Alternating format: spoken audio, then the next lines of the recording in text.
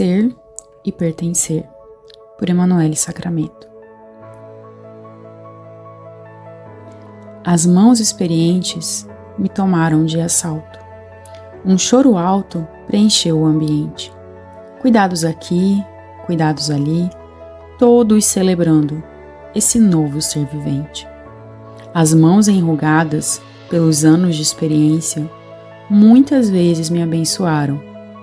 A boca cheia de sabedoria dizia rezas e ervas para curar, quando todos da saúde resolveram me abandonar. Olhando a terra por todo canto, não entendia a razão de ser, de todo grito e violência dos que questionavam meu pertencer.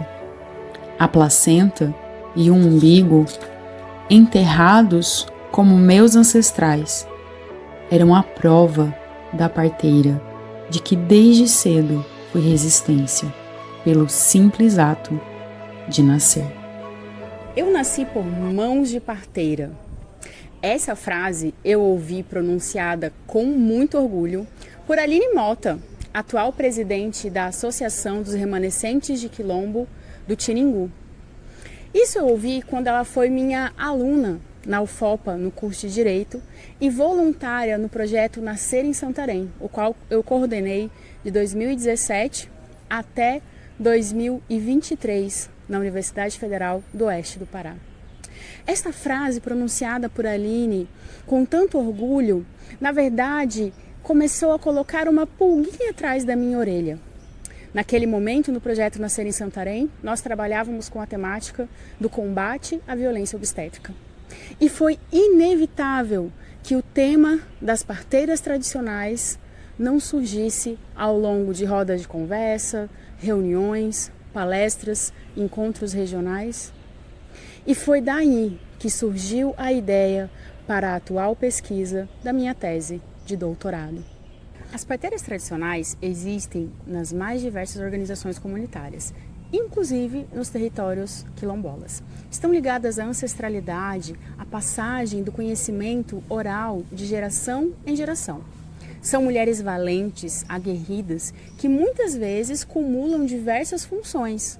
São agricultoras, mães, esposas, filhas e, ao mesmo tempo, exercem esta função, este ofício de parteiras, que na verdade, segundo o entendimento delas, está conectado com o sagrado, está conectado com um dom que é recebido.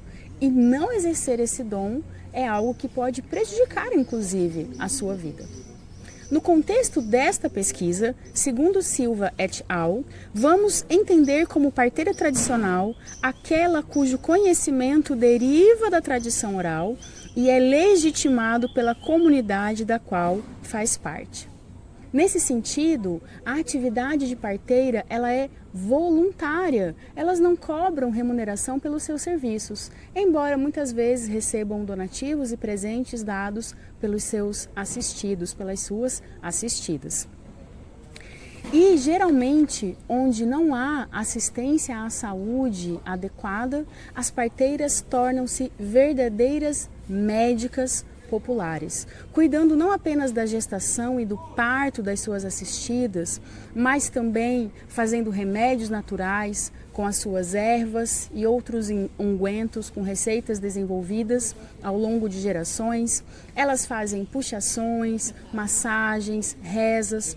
Elas acabam sendo o socorro para diversas pessoas que, no meio de uma situação de desespero, de problema de saúde, acabam buscando essas mulheres que têm essa chancela social da sua comunidade, no exercício do seu ofício. Elas são buscadas para cuidar. Elas têm o dom do cuidado. O histórico de apagamento das raízes étnicas e indígenas da população do Baixo Tapajós fez com que muitos territórios quilombolas deixassem de ser reconhecidos. Muito da sua história foi ignorada. No entanto, a luta deste povo fez com que atualmente diversos territórios quilombolas já estejam reconhecidos e titulados ou estejam em processo de reconhecimento. Nesse sentido, as parteiras acabam ocupando uma função singular em suas comunidades.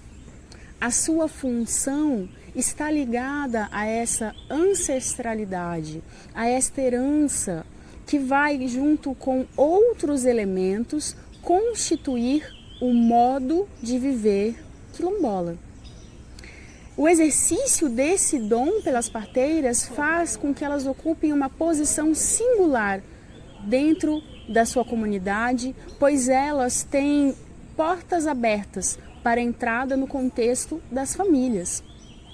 A despeito de não exercerem uma liderança política, elas exercem sim uma liderança no contexto das suas comunidades, a liderança do cuidado. Mais do que isso, a despeito dessas parteiras exercerem esse papel fundamental, desde o processo de tecnicização do parto, houve um decaimento dessa importância do conhecimento tradicional. A ciência moderna, ela não aceita o conhecimento tradicional como sendo seu igual. Portanto, vive-se atualmente um momento de redução do número de parteiras no contexto dos quilombos de Santarém. Dado esse contexto geral, é aí que se insere a problemática dessa pesquisa, que está capitaneada a partir da seguinte pergunta: o que mudou na experiência de gestação, parto, nascimento e puerpério ao longo dos anos na comunidade quilombola do Tiningu, em Santarém, Pará?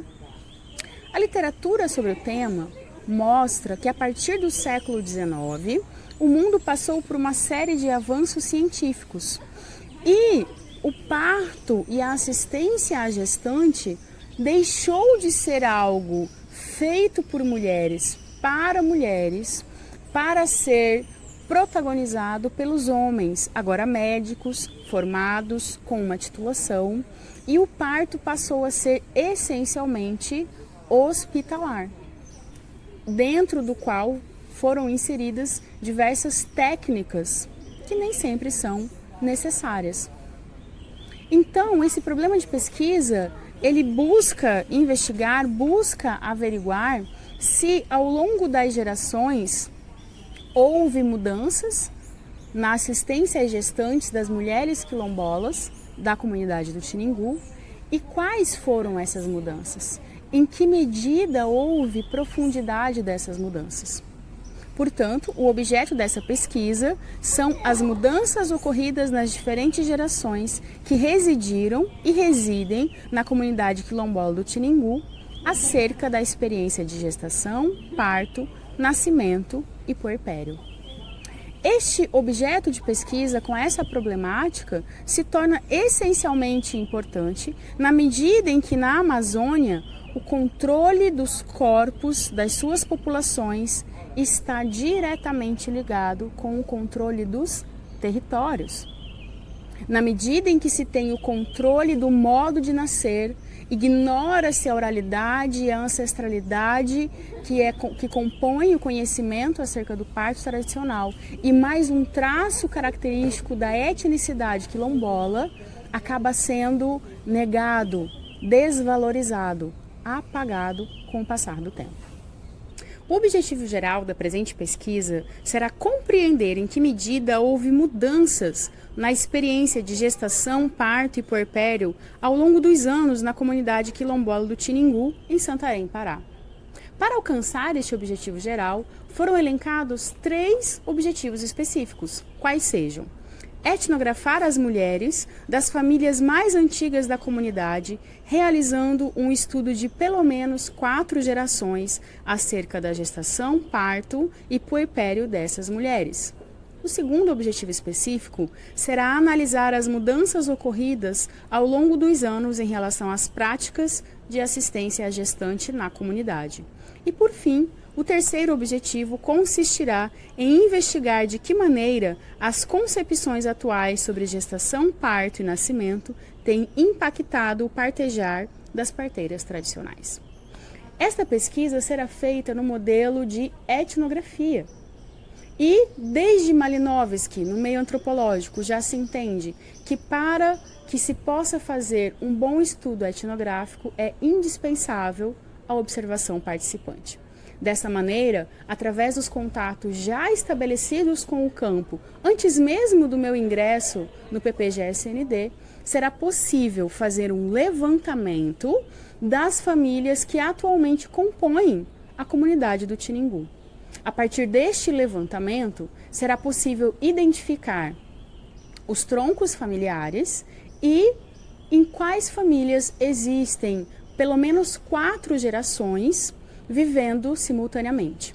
A partir disso, será feito um estudo etnográfico desde as mulheres mais velhas dessas famílias até as mais jovens, para compreender como, de geração em geração, ocorreram as mudanças no que diz respeito ao partejar, o parto dessas mulheres. Nesse sentido, o principal enfoque e voz no contexto dessa pesquisa será dado às mulheres que foram assistidas ou por parteiras ou por equipes de saúde no nosso Sistema Nacional de Saúde. Segundo Borges e Castro, o estudo etnográfico nos permite acessar a dimensão cotidiana do campo, dando-nos a oportunidade de observar as relações interpessoais e sociais que não são registradas por nenhum outro mecanismo. Assim, a etnografia permite desconstruir estruturas e enxergar as ideologias presentes nas dinâmicas sociais e resistir às suas imposições. No entanto, não devemos ter um posicionamento ou uma ideia ingênua em torno do papel do etnógrafo.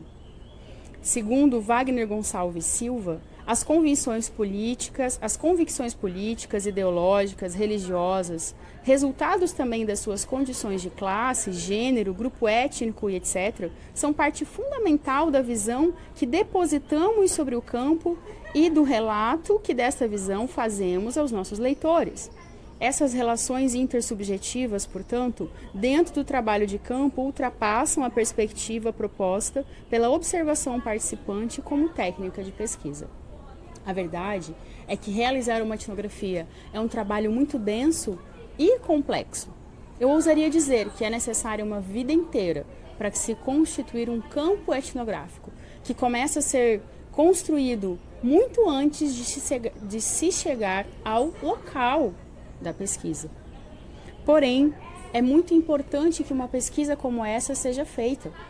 Não podemos ignorar que a concepção de quilombo no Brasil ainda está muito conectada com um passado longínquo, com a situação e o entendimento de que os quilombos são constituídos exclusivamente por negros que foram escravos e fugiram.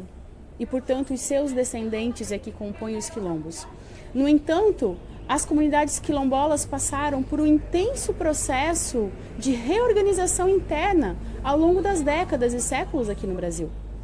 Esse processo, teoricamente, é chamado por diversos autores da antropologia como sendo etnogênese. Segundo Bartolomé, a etnogênese, ou melhor, as etnogêneses referem-se ao dinamismo inerente aos agrupamentos étnicos, cujas lógicas sociais revelam uma plasticidade e uma capacidade adaptativa que nem sempre foram reconhecidas pela análise antropológica. Na verdade, a etnogênese foi e é um processo histórico constante que reflete a dinâmica cultural e política das sociedades anteriores ou exteriores ao desenvolvimento dos estados nacionais da atualidade. É o processo básico de configuração e estruturação da diversidade cultural humana. Suas raízes fundem-se nos milênios e projetam-se até o presente. Um estudo que pretende investigar como se deu a mudança no processo de acompanhamento das gestantes em uma comunidade quilombola poderá precisamente identificar este processo de etnogênese dentro desta comunidade. A procura maior por partos hospitalares colocam as parteiras em um novo papel social ou representa, de fato, um abandono desta cultura e tradição oral que está se perdendo com o tempo? O ofício de parteira deixará de existir à medida que as parteiras, geralmente senhoras de idade, começarem a falecer, ou as comunidades estão encontrando os seus próprios processos internos de valorização e preservação da sua identidade e da sua história? Bem, a etnografia, como já dito, vai me permitir ter acesso a esses elementos do cotidiano, essas relações interpessoais, a essas relações sociais que vão suscitar esses processos de transformação que fazem parte da vivência, da existência e da experiência de qualquer comunidade, inclusive das comunidades quilombolas. Com o desenvolvimento da tese, espera-se obter os seguintes resultados. Primeiramente, a valorização e fortalecimento dos papéis assumidos pelas parteiras em suas comunidades, através do registro das vivências, experiências e histórias de vida das mulheres que foram assistidas por elas. Em segundo lugar, o despertamento de novas pessoas interessadas em aprender o ofício de parteira. Em terceiro lugar, a construção de um instrumento analítico que possa subsidiar políticas públicas que promovam a interlocução entre o saber tradicional e científico através da inserção das parteiras na assistência às gestantes no âmbito do SUS.